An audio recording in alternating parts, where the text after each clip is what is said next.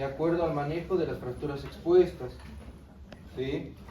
Y eso es importante que uno lo sepa, porque a veces se queda con conceptos ya un poco desactualizados, en los cuales cuando uno entabla un ateneo o una discusión, ya como que queda obsoleto los conceptos que uno maneja. Es por eso que las publicaciones nos sirven justamente para esto, ¿sí? Para mantenernos actualizados y para empezar a utilizar conceptos actuales y nuevos para poderlos aplicar en la práctica diaria, ¿sí? Bueno, vamos a hacer el repaso del examen. ¿Cuál es un factor importante en el manejo de fracturas abiertas para prevenir infecciones? A. El uso de antibióticos. Sí. B. Tiempo prolongado de exposición al aire. C. No irrigar la herida. Y D. No cubrir la herida. Ah. Es el uso de antibióticos, es un factor muy importante, ¿sí? Antes se decía que el factor más importante era la cirugía, no importa el antibiótico, pero ahora se ha demostrado que uno de los pilares fundamentales importantes es el antibiótico. Y dependiendo el grado de exposición de la fractura, se utiliza un esquema doble o triple esquema incluso. Se recomienda la administración de antibiótico antes de las 3 horas de ocurrido el accidente, después del procedimiento quirúrgico, cuando se indique el alta, o no es necesario administrar el mismo, ya que con la cirugía es suficiente. Antes de las 3 horas, ¿sí? Justamente se ha demostrado que la administración de antibiótico antes de las 3 horas es un factor muy importante, ya que disminuye la probabilidad de que se presente un proceso infeccioso. Creo que está un poquito mal redactado. Sí. ¿Por qué? Porque dice antes de las 3 horas ¿De la fractura? Antes de las 3 horas de producida la fractura, producir el accidente. Pero ¿cómo lo voy a Claro, antes claro, se produce el accidente, ¿sí? ¿Sí? Tienes 3 horas para poder llegar a generar la administración del antibiótico. Tienes ese lapso. Puedes aplicar antibiótico después, no hay ningún problema, pero el porcentaje o la chance de que pueda ocurrir alguna complicación, ¿sí? Aumenta. Sí, claro, entiendo, pero es que dice antes de las... Ese es como que estuviera diciendo antes del accidente. A las 3 horas de ocurrir el accidente. Sí, eso debería ser. En un lapso de 3 horas de ocurrir el accidente. ¿Sí? ¿Qué? Claro, pero las otras opciones no tienen sentido. Después del procedimiento quirúrgico. Claro, marcamos esa, pero... No puede ser. ¿Por qué después del procedimiento quirúrgico? Si ustedes leen el artículo, hay algunos que recomiendan la cirugía después de 12 horas. Y después de las 12 horas de administración del antibiótico, ¿qué función puede llegar a cumplir? O sea, ¿qué chance, qué porcentaje de complicación puede llegar a tener? Alta, ¿sí? Cuando se indica el alta, es imposible, ¿sí? No es necesario administrar el mismo, ya que con la cirugía es suficiente, ¿no? Pues se ha demostrado que el antibiótico es fundamental, ¿sí? ¿Qué medidas son importantes al momento de estar frente a un paciente con una fractura expuesta? Excepto cubrir la herida con apósitos estériles, B. Administrar antibióticos, C. Indicar profilaxis antitetánica, o D. Realizar maniobras de reducción abierta, de reducción de la fractura. Excepto realizar maniobras de reducción de la fractura, ¿sí? Se tiene que tratar de manipular lo menos posible, ¿sí? Para evitar mayor riesgo de lesión de partes blandas. ¿Qué información proporciona el cultivo de la herida en el manejo de fracturas abiertas? La edad del paciente, la causa de la fractura, la presencia de bacterias y su sensibilidad a los antibióticos, o el tipo de vendaje a utilizar. La presencia de La presencia de bacterias y su sensibilidad a los antibióticos. Perfecto. En cuanto al manejo con antibióticos, se indica qué esquema: cefalosporinas, aminoglucósidos, y en presencia de gran contaminación se puede asociar a penicilina, y todas son correctas. Todas son correctas, ¿sí? Se utiliza cefalosporina de primera generación en fracturas expuestas ¿de qué grado? 1 y 2, ya cuando presenta a partir del grado 3, ¿sí? Ya lo puedes asociar a un aminoglucósido. Y cuando se encuentra en presencia de una gran contaminación como heces, se utiliza penicilina, ¿sí? O metronidazol. ¿Cuál es el método eficaz para prevenir la contaminación de una fractura abierta? No cubrir la herida, realizar una cirugía sin guantes, utilizar técnica aséptica durante el manejo de la herida, o no irrigar la herida. Utilizar técnicas asépticas durante el manejo de la herida. Perfecto. ¿Qué medidas se debe tomar durante la atención inicial en una fractura abierta para reducir el riesgo de infección? Dejar la herida sin cubrir, administrar el primer antibiótico 24 horas después del trauma, irrigar la herida con solución salina, o no limpiar la herida. irrigar la herida con solución salina, ¿sí? Es importante eso porque hace un lavado por arrastre, que se dice. ¿Cuál es la complicación común asociada a las fracturas abiertas no tratadas adecuadamente? Hipertensión arterial, osteoporosis, infección o migraña. Infección. Ah, sí, sí, infección. Era obvio. Migraña para el cirujano, nada más. ¿Esa es la 8? Es la 8, sí. ¿En qué momento se determina frente a qué grado de fractura expuesta nos encontramos? Posterior al debridamiento, cuando ingresa el paciente a emergencia, en la sala de internación o al momento del alta hospitalaria. ¿Ustedes en qué momento dicen es una fractura expuesta grado 2, grado 3A? En el momento. ¿Por qué cuando llega? Cuando- ¿Por qué? Es posterior al debridamiento. Esa es una pregunta de examen, de grado. ¿Sí? Justamente es posterior al debridamiento. ¿Por qué? Porque vos cuando ves la herida, no estás explorando a ver si tienes gran contaminación, no estás viendo bien la herida. ¿Sí? Mientras que durante o después del procedimiento quirúrgico, vos ya sabes qué grado de contaminación ha tenido, ¿sí?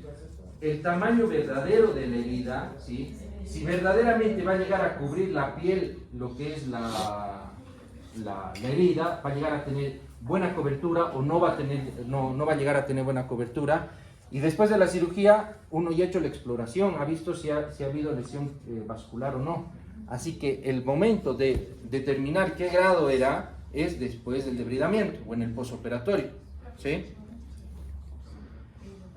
¿Qué cantidad de solución salina es necesario al momento de realizar el lavado en la herida? En las fracturas de tipo 1 se recomienda 1 litro, la de tipo 2 3 litros, la de tipo 3 5 litros y la de tipo 3A 9 litros. 9 litros, perfecto. La de tipo 1, ¿cuánto? 3. La de tipo 2, 6. ¿Sí? La de tipo 3 son 9 litros. ¿Sí? Bueno, ¿alguna duda? Sí. ¿Cuál? La segunda pregunta. Sí. Todos han respondido otra respuesta porque está mal formulada. se podría decir. Después del procedimiento, no, es antes de la, o sea, bueno, debería haber dicho durante las 3 horas de ocurrido el accidente, ¿no? Eso. Ese antes, pero si vos te pones a analizar el resto de las opciones, no están bien tampoco.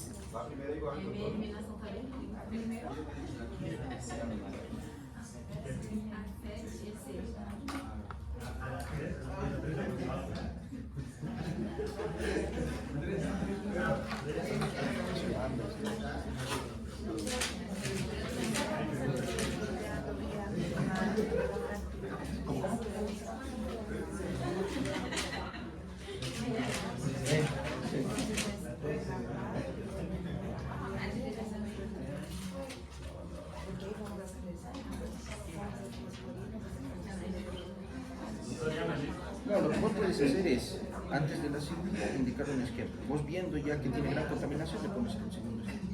¿Sí? ¿Sí?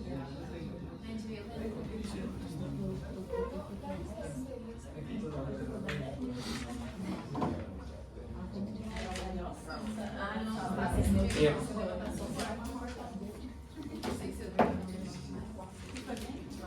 Bueno, el día de hoy vamos a hablar exclusivamente todo lo que son las fracturas que engloban a la articulación de codo. La clase pasada habíamos visto las fracturas de todo lo que es la cintura escapular, fractura de clavícula, fractura de escápula y fractura proximal y diafisaria de húmero. El día de hoy vamos a ver todo lo que engloba la fractura supracondilia de codo. ¿Por qué se llama fractura supracondilia? ¿Sí? Y dentro de la articulación de codo, ¿qué otras fracturas también se pueden llegar a presentar? ¿Sí? Vamos a indicar que la fractura supracondilia de húmero es aquella que está localizada en el tercio distal del húmero, ¿sí? Que por lo general puede tener un rasgo transverso o puede llegar a tener un rasgo intraarticular, un trazo intraarticular, ¿sí? Es por eso que dependiendo del tipo de trazo, nosotros podemos decir es una fractura intraarticular o una fractura extraarticular. Y cuando nosotros llamamos o cuando nosotros vamos a denominar una fractura supracondilia Porque no todas las fracturas del tercio distal de húmero se denominan supracondile. ¿A qué nosotros denominamos la fractura supracondile? ¿Sí? Nosotros vemos que el cóndilo o la región distal del húmero tiene dos porciones, un cóndilo lateral y un cóndilo medial. Nosotros vamos a trazar una línea que va desde el extremo distal del cóndilo lateral al extremo distal del cóndilo medial. Toda esta línea la traspolamos al segmento superior, ¿sí? Y esto va a formar un cuadrado, ¿se entiende? Ese cuadrado se va a denominar cuadrado de Müller. Toda fractura que se encuentra dentro de ese cuadrado imaginario que nosotros trazamos, vamos a denominar una fractura supracondile, ¿sí? Toda aquella fractura que se encuentra fuera de ese cuadrado ya no se denominaría fractura supracondile, ¿ok? Así que esto es importante al momento de determinar o de definir si estamos frente a una fractura supracondilia o no, ¿ok?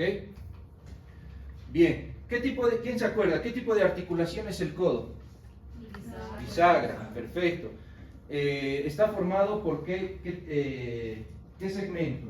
Segmento distal del húmero y ¿qué más?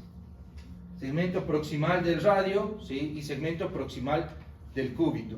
Vamos a decir que la región distal del húmero está formado por dos columnas, una columna lateral y una columna medial, la cual va a estar unida mediante la tróclea.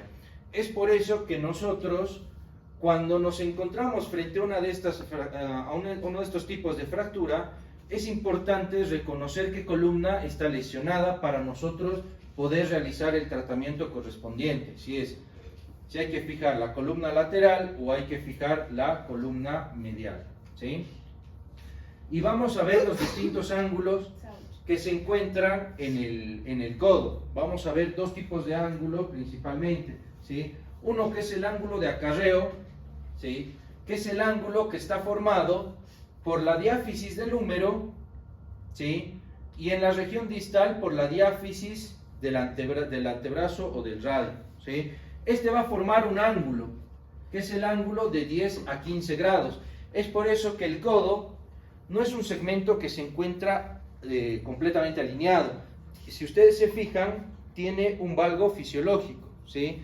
Ese valgo fisiológico se debe a las estructuras, al tipo de articulación bisagra que presenta la articulación, ¿sí? Ya que si este ángulo se encuentra disminuido o aumentado, nos vamos a encontrar frente a una deformidad, ya sea en varo o en valgo. Otro ángulo que debemos reconocer es el ángulo de Baumann, ¿sí? Que es el ángulo del segmento distal del húmero, ¿sí? Que va a estar formado por una línea medio diafisaria del húmero, ¿sí? Y una línea horizontal que pasa a través de la superficie articular del húmero. Este ángulo es el ángulo de Baumann, ¿sí? En el cual se dice que un ángulo mayor de 80 grados nos va a presentar una deformidad de cúbito varo y menor de 60 grados una deformidad en valgo, ¿sí? Así que, y esta medición se la tiene que realizar con una radiografía, ¿sí? En proyección antero-posterior. Vamos a decir que las fracturas supracondilias son las más frecuentes, sobre todo en niños, ¿sí? Entre el promedio entre 5 y 8 años, ¿sí? Representa un 15 a 20% de todas las fracturas y el 60% está dada, como había dicho, en los niños, ¿sí? Vamos a ver ahora qué tipo de mecanismos se presenta o cómo se presenta este tipo de fracturas, ¿sí? Es más frecuente en los varones, ¿sí? Ya que los niños son más inquietos, ¿sí? Y es más frecuente, bueno, es lo que dice la bibliografía, es más frecuente en el codo izquierdo, ¿sí? Y tiene un porcentaje de que tenga o se encuentre frente a una fractura expuesta hasta en un 10%. Los mecanismos, vamos a presentar dos mecanismos de lesión en una fractura supracondilia.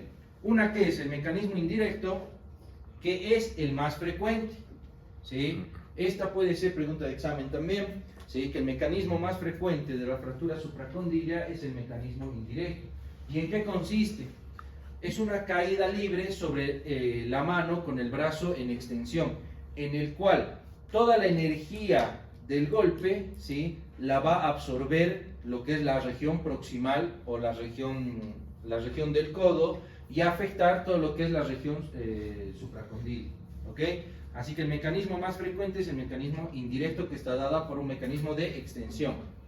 Y el mecanismo directo, que es un mecanismo de flexión, que es el menos frecuente, que se da por traumatismos o golpes directos a nivel de la articulación, que esto va a generar una deformidad y una impotencia funcional.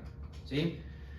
La clasificación, como toda fractura, esta tiene también su clasificación, que es la clasificación de Garland. ¿Sí? Más adelante hay otro gráfico que representa un poco mejor si no entienden este tipo, ya que con el gráfico va a estar mejor representado. Se divide en tres tipos. La de tipo 1 es aquella en la que no tiene desplazamiento. Si bien nosotros tenemos la solución de continuidad, no va a existir un desplazamiento o una solución de continuidad.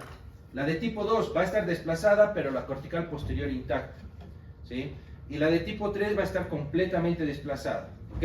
Esos son los tres tipos de fractura, en la cual nosotros, dependiendo en qué grado nos encontremos, vamos a realizar un tratamiento, ya que se dice que la fractura de tipo 1, que es la fractura sin desplazamiento, se lo puede realizar un tratamiento ortopédico, y la de tipo 2 y 3 ya son de tratamiento quirúrgico. ¿Sí? Cuadro clínico, como la mayoría de las fracturas, puede presentar o presenta dolor, deformidad, edema, impotencia funcional y una equimosis.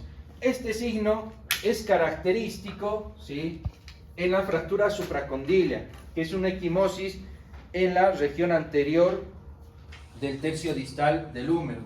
Ese moretón, como quieran llamarlo, o esa equimosis, tiene un nombre, ¿sí? Es el signo de Kirminson, ¿ok? Que es un signo patognomónico de este tipo de fractura, ¿sí?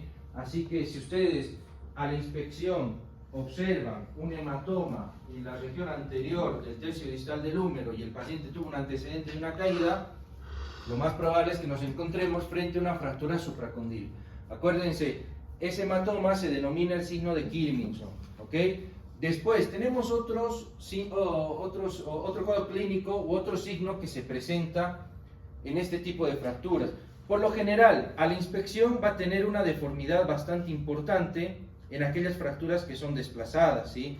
Va a tener una forma de S alargada, ¿sí? La deformidad a nivel de la articulación. O el signo de Pucker. ¿Qué es el signo de Pucker? ¿Sí? Si ustedes observan acá cómo está representado el desplazamiento de la fractura, la porción proximal del húmero va a estar desplazada hacia anterior, ¿sí? Y ese desplazamiento va a generar como una impronta, ¿sí?, o una piel peliscada en la región anterior, que ese es el signo de Pucker también, ¿ok? No confundir con la equimosis, ¿sí? También vamos a estar frente a lo que es el triángulo de Nelaton, ¿sí? Que este triángulo está formado entre la punta del olecranon, ¿sí?, y los dos cóndilos humerales, con tanto cóndilo externo como cóndilo interno. Que esto en una luxación se pierde ese triángulo, ¿ok? Así que bueno, esto es importante que ustedes sepan, ¿sí?, durante la inspección cuáles son los signos patognomónicos de esta fractura, ¿sí? ¿Qué otro tipo de complicación puede llegar a tener si ustedes observan este desplazamiento de la fractura? ¿Qué otro tipo de complicación puede llegar a tener este paciente? ¿Quién me dice?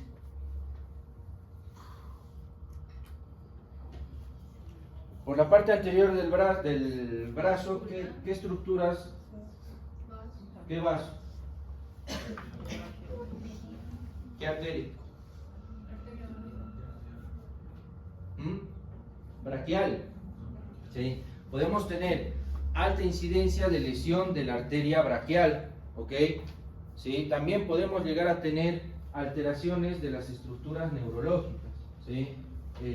Por eso es importante hacer tanto un examen, una revisión vascular y un examen neurológico para ver si existe o no alguna lesión, ¿ok?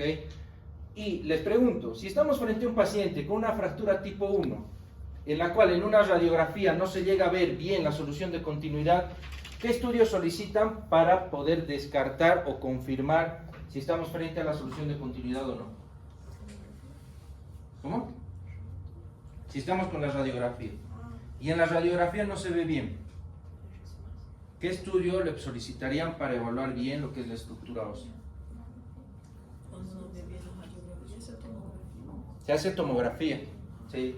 Se pide una tomografía. En la tomografía nosotros ya evaluamos con mayor precisión si existe o no alguna lesión ósea, ¿sí? Y acá habíamos dicho todo lo que hay que hacer, la exploración neurovascular que hay que tener para identificar si el paciente tiene o no algún tipo de déficit. Por eso es importante, ni bien el paciente entra, le hacemos la radiografía, es hacer la exploración para ver si tiene algún déficit o no, ¿sí? Y acá podemos ver cómo podemos llegar a un diagnóstico. Es con una buena anamnesis, ¿sí? Viendo o preguntando los antecedentes de caída, viendo la clínica, la deformidad que tiene, la equimosis que puede llegar a presentar y solicitar la radiografía, ¿sí?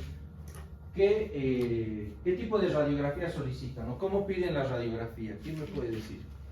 AP y lateral. AP y lateral, perfecto. Siempre acuérdense de pedir doble. Todos los días nos riñen en el brote de traumato por decir AP con el doctor Ceballos. Nos quiere Es matar. frente, dice. Sí. Y Sí. le hemos dicho que nos han enseñado como AP. Pasa pero que, nos quiere sí, matar. te entiendo. Yo también, a ver, el doctor Ceballos se ha formado en Argentina, yo también me formé en Argentina. Y en Argentina es frente y perfil, FIP, ¿sí? Y a veces AP le cuesta. A mí también me ha costado un montón volver a decir que era AP. Lo que pasa es que él nos dice que está mal dicho. O sea, nos dice está Antero mal, no posterior. es que se entiende distinto, nos dice está mal. No te van a entender si Porque lo no pides así, existe no existe. PA, dice. Nos ha hecho la comparación con, ¿y si pides PA?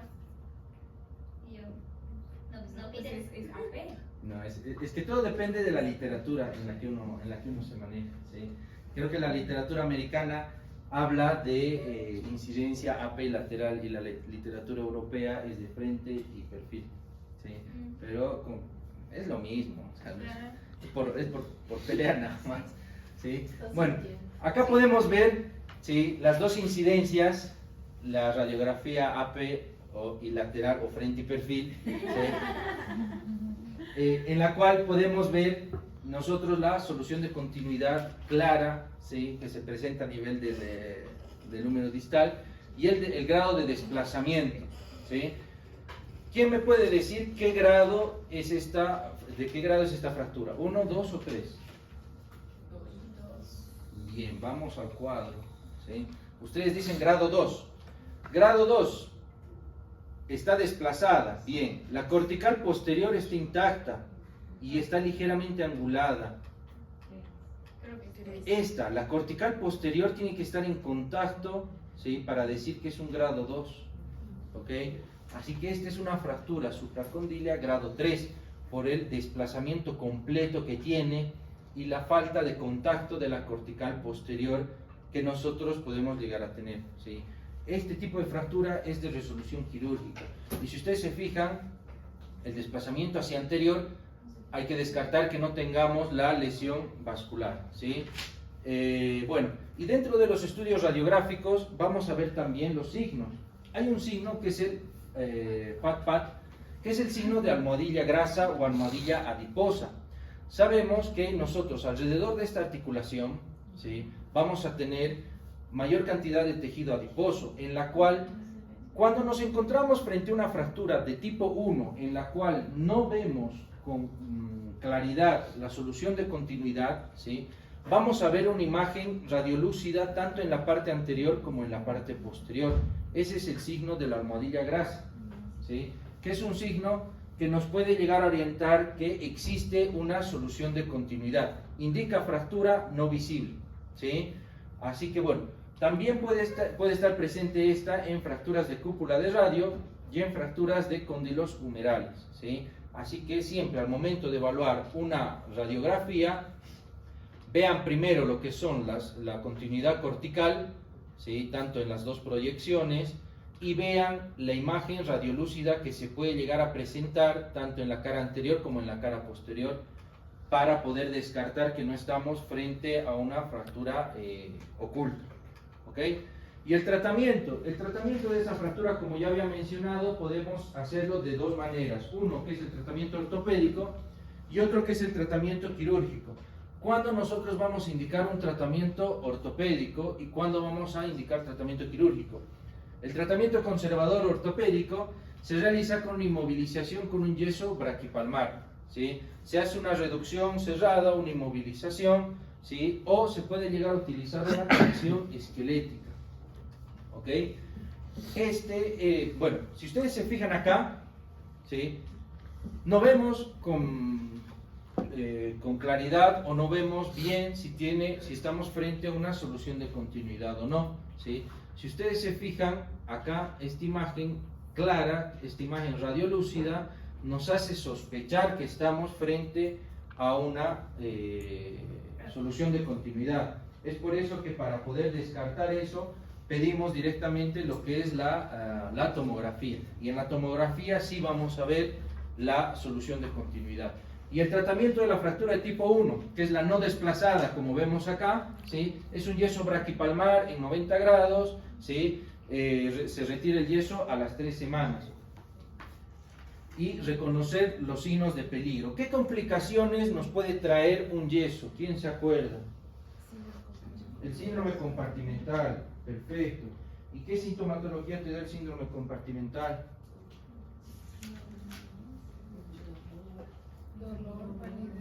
Síndrome compartimental, acuérdense inmediatamente las 5 P's. ¿Cuál era? Pain, Dolor, ¿qué más? Palidez. Parestesias, ¿qué más? Pérdida de pulso, ¿sí? Todo eso hay que saber, ¿sí? Identificarlo. Es por eso que cuando uno realiza un yeso, no es colocarle el yeso y ya que se vaya a su casa. Siempre hay que tomar medidas para evitar esas posibles complicaciones, ¿sí? La de tipo 2 y la de tipo 3 es aquella que se hace bajo una anestesia general y se realiza una reducción cerrada, ¿sí? Se realizan maniobras de reducción, ¿sí? Y se utiliza las clavijas o los clavos percutáneos o clavijas de Kirchner, ¿sí? Acá vemos una radiografía en la cual vemos ¿qué grado sería este? 3. ¿Por qué? 2 o 3. ¿Seguro? ¿Quién da más, quién da menos? Y si yo te digo, no puedo evaluar con esta incidencia, necesito otra, ahí se evalúa mejor, ¿no? Por eso, siempre 2 incidencias, AP, frente y perfil, ¿sí? Así de esa manera vamos viendo exactamente qué grado de desplazamiento tiene, ¿sí? Y este tipo de fijación con las clavijas de Kirchner tiene un nombre. ¿Cómo se llama? ¿Alguien sabe? Se llama osteodesis, ¿sí? ¿Y cuál es la diferencia con la osteosíntesis? ¿Alguien sabe? ¿Qué es la osteosíntesis? La osteosíntesis es la fijación definitiva de una fractura, ¿sí? Utilizando clavos o placas y tornillos, ¿sí? Y la osteodesis es la fijación transitoria de la fractura, en la cual cuando esta fractura ha llegado al proceso de consolidación o ha finalizado el proceso de consolidación, estas clavijas se retiran, no se queda de manera permanente como la placa, el tornillo o los clavos. Esa es la diferencia entre osteosíntesis y osteodesis. Osteosíntesis, método de fijación definitiva, en la cual no se retira el material, ¿sí? Y osteodesis es un método de fijación transitorio. ¿Por qué? Porque estas clavijas van a quedar expuestas, van a quedar por fuera, no es que quedan por dentro, ¿sí? Y una vez que finalice el proceso de consolidación, estas clavijas se retiran, ¿ok? Así que esas son las dos diferencias que existen entre osteosíntesis y osteodesis, ¿sí? Acá vemos en la imagen todo lo que es el yeso braquipalmar que tenemos que utilizar. La principal indicaciones en las fracturas de tipo 1 no desplazadas, y tienen que tomar en cuenta que el yeso no tiene que llegar a cubrir los dedos, ¿sí? El yeso tiene que llegar hasta la articulación metacarpofalángica, ¿ok? Si no, va a generar mucho dolor a nivel de la falange, ¿sí? Y dentro del tratamiento quirúrgico existen las distintas configuraciones que nosotros podemos llegar a utilizar para poder realizar estas maniobras de reducción. Unos realizan lo que es la fijación percutánea en X, otros lo que es la fijación percutánea paralela. ¿Por qué motivo? A nivel de la cara medial del codo, ¿sí? ¿Qué estructura nerviosa se encuentra en esa zona? ¿Quién se acuerda? ¿Alguna vez se han golpeado el codo con la puerta, la ventana, Ajá. y han sentido una electricidad en la mano? Ajá. ¿Qué nervio ha estado afectado ahí? ¿Cuál? Fuerte. Cubital, perfecto, es el nervio cubital, ¿sí? El nervio cubital se encuentra de manera superficial, ¿sí? Y discurre por el canal epitrócleo o lecraneano, ¿sí? Y es muy sensible a los golpes, ¿ok? Es por eso que ustedes cuando se golpean seguramente han sentido mayor intensidad en estos dos dedos, ¿sí? Es por eso que cuando uno realiza la fijación percutánea mediante la configuración en X, cuando uno realiza la fijación de la parte medial, se dice que puede llegar a tener complicaciones a nivel del nervio cubital o que puede llegar a afectar el nervio cubital. Es por eso que muchos prefieren realizar la configuración paralela en la cara externa, sabiendo que va a dejar indemne lo que es la parte medial. Así que dentro de la fijación percutánea, una de las posibles complicaciones que se puede llegar a presentar es una lesión a nivel del nervio cubital. Es por eso que muchos prefieren la fijación de manera paralela, ¿sí? Y el tratamiento estándar actual hoy en día es, como había dicho, es el procedimiento quirúrgico, ¿sí? Y el tratamiento, otro tipo de tratamiento no invasivo, no quirúrgico, es la tracción transolecraneana. Esto se presenta en pacientes con gran contusión, edema intenso, fractura expuesta, o aquel paciente que no tiene la posibilidad de conseguir el material de osteosíntesis, ¿sí? Esto es una tracción realmente incómoda. Yo la verdad ya no he llegado a poder tener pacientes con estas características, ya que esto es algo ya un poco pasado, ¿sí? Porque si ustedes se dan cuenta, el paciente tiene que estar en esta posición todo el tiempo, ¿sí? Y con este contrapeso, lo que se trataba de hacer era tratar de alinear la fractura, ¿sí? Pero la desventaja era que el paciente tiene que estar inmovilizado, no tiene que tener movilización, tiene que estar acostado todo el tiempo y es bastante incómodo, ¿no? Y acá habíamos hablado de las complicaciones. Las complicaciones neurológicas que se presenta puede tener presenta con mayor incidencia cualquier lesión nerviosa, ¿sí? Un síndrome compartimental, lo que puede dar puede ser causa por lesiones o por consecuencias de un yeso mal colocado o de no haber tomado las medidas correctas como para generar o evitar esta complicación. La contractura isquémica de Volkmann, ¿han escuchado hablar de ese término? ¿Saben en qué consiste? La contractura isquémica de Volkmann es el resultado, ¿sí? O es la complicación del síndrome compartimental, ¿sí? Este tipo de complicaciones se genera ya cuando existe un tejido totalmente necrosado, isquémico, en la cual va a haber falta de contractura y la mano se va a presentar en esta posición, ¿sí? Que se dice que es una mano en garra, en la cual ya no es funcional, ¿sí? Y lamentablemente la movilidad de esa extremidad está totalmente perdida, ¿sí? Así que la contractura isquémica de Volkmann es la complicación del síndrome compartimental, ¿sí? Que eso se puede llegar a presentar si no realizamos un tratamiento adecuado. ¿Y quién se acuerda cuál era el tratamiento del síndrome compartimental? Una fasciotomía, liberar esa presión que se tiene dentro del compartimento para ayudar a lo que es la vascularización y evitar las complicaciones, ¿sí? Y las complicaciones tardías que se pueden presentar en las fracturas supracondilias está vinculada a la consolidación, defectos en la consolidación que puede llegar a tener, ¿sí? Un codo varo o un codo valgo, ¿sí? ¿A qué nosotros denominamos codo varo? Esta imagen, la C, ¿qué es? ¿Un codo varo o un codo valgo? Valgo. Valgo. Y esta imagen, la A, Varo. es un codo en varo, ¿sí? Así que no solamente nos tenemos que preocupar nosotros en las complicaciones tempranas, sino en las complicaciones tardías, ya que si nosotros no realizamos una reducción adecuada, ¿sí? Podemos generar una consolidación viciosa, ¿sí? En la cual más adelante tenemos que volver a realinear esta articulación. Otra complicación puede presentarse una neuritis del nervio cubital, rigidez articular o una miositis osificante, ¿sí? Así que bueno, esto es todo lo que engloba las fracturas supracondiles, ¿sí? Que es una patología bastante frecuente, sobre todo, como había dicho, en los niños, que son bastante inquietos, en los cuales es importante determinar el grado de fractura que estamos, en la que estamos presentes para ver el tipo de tratamiento a realizar, ¿sí?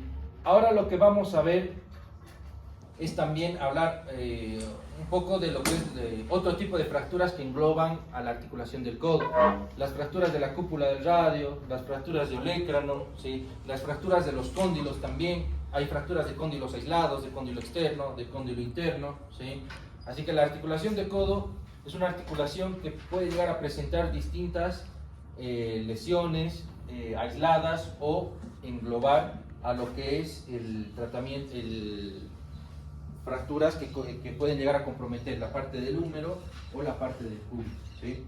¿Alguno de ustedes se acuerda a qué se denominaba codo flotante? Cuando hay una fractura. Ay, no sé. Sí, vas por ahí. Dime. Es que es cuando hay una fractura aquí arriba y aquí y el codo queda flotando. Está bien, pero es una fractura que compromete el húmero, ¿sí? El tercio distal del húmero, ¿sí? Y la fractura proximal de cúbito y radio, ¿sí? A eso se denomina codo flotante, porque el codo queda flotando, ¿sí? Esa denominación también se da en el hombro. Hay hombro flotante, cadera flotante, rodilla flotante, ¿sí? Así que bueno, aquí lo que vamos a ver, como les había mencionado, son las distintas otros tipos de fracturas, ¿sí? Que se presenta en esta articulación, ¿sí? Habíamos dicho que la articulación de codo es una articulación de tipo bisagra que está conformado por distintas estructuras, ¿sí? Y a través de esta articulación discurren estructuras vasculares y estructuras nerviosas en la que puede llegar a lesionarse si estamos frente a un tipo de fracturas. Las fracturas supracondiles en el adulto. Estas en el adulto, ¿sí? Se tratan diferente que en el niño, ¿sí? En este tipo de fracturas es muy difícil poder realizar una reducción percutánea, o sea, no se realiza una osteodesis, directamente se realiza una osteosíntesis.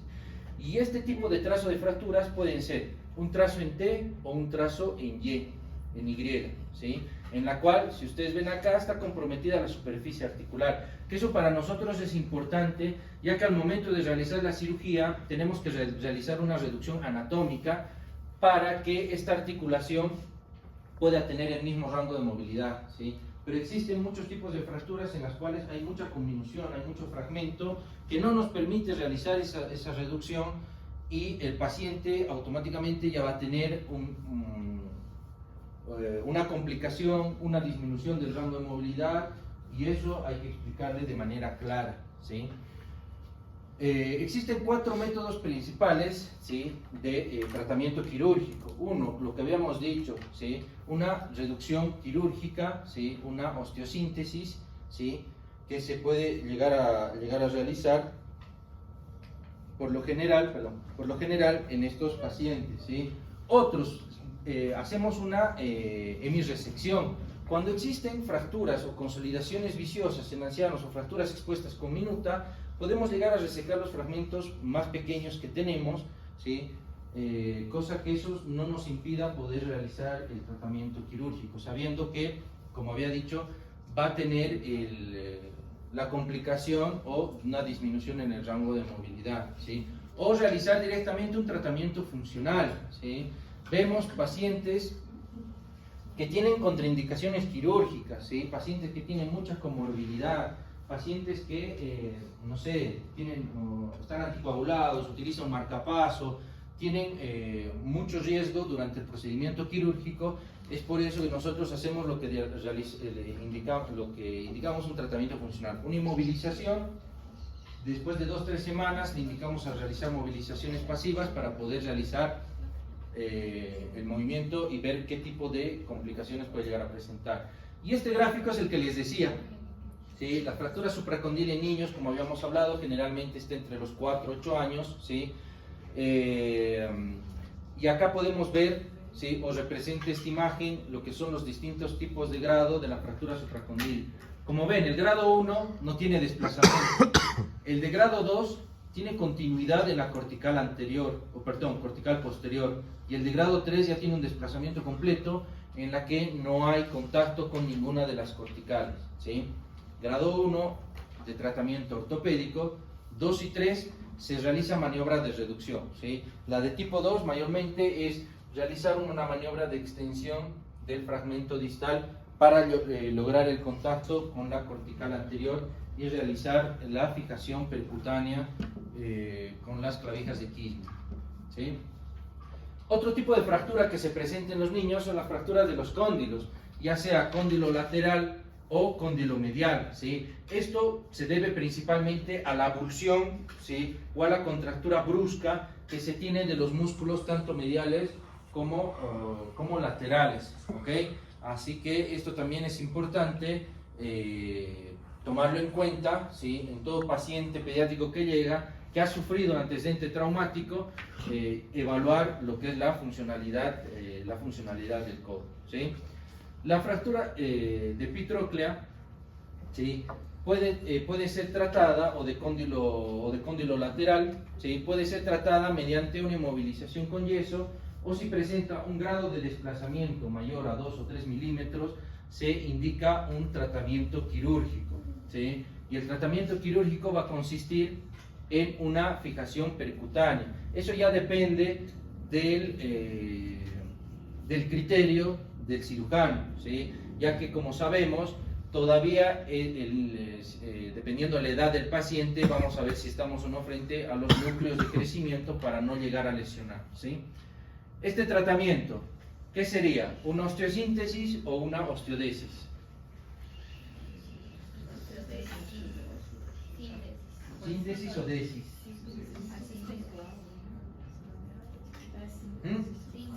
Osteosíntesis, perfecto, esto es una osteosíntesis. Todo lo que lleve tornillos, placas y clavos es osteosíntesis, ¿sí?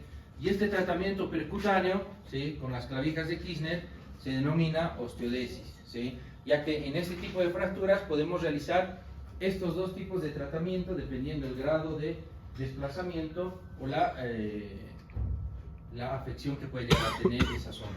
Existe otro tipo de fracturas que es la extremidad proximal del radio o la cúpula del radio, ¿sí? Que este tipo de fracturas son comunes, ya que se puede llegar a generar una fractura simple, va desde una fractura simple no desplazada hasta una fractura conminuta y una fractura que afecta el cuello de la cúpula del radio. Las fracturas que afectan el cuello de la cúpula del radio, ¿sí? Tienen gran predisposición a generar una necrosis, ya que la irrigación a nivel de la cúpula del radio, ¿sí? Está más vinculada a las fracturas del cuello del radio, ¿sí? ¿Y quién me dice qué estudio se solicita para evaluar con mayor exactitud la fractura de la cúpula del radio? En una radiografía, ¿ustedes pueden llegar a evaluar bien la fractura de cúpula del radio? Una tomografía, ¿sí? ¿Por qué? Por lo general se trata de fracturas intraarticulares, ¿sí? Fracturas que comprometen la articulación. Y la tomografía nos va a indicar con mayor exactitud o mayor precisión qué grado de conminución tiene, ¿sí? Y este tipo de fracturas, que son las fracturas de Olecranon, ¿sí? Son un tipo de fracturas bastante frecuentes, ¿sí? Que se da principalmente por traumatismos directos a nivel de la articulación, ¿sí? hay 4 tipos de trazo en esta fractura. Una que puede ser las transversas o levemente oblicuas, que son las más frecuentes. Las transversas o oblicuas a nivel de la base, que puede llegar a comprometer la carilla articular, ¿sí? Las oblicuas pequeñas, ¿sí?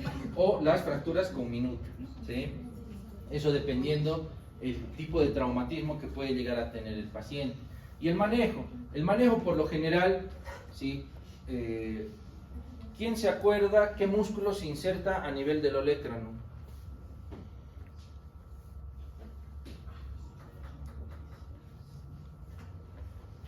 ¿Qué músculo se inserta a nivel del olecrano?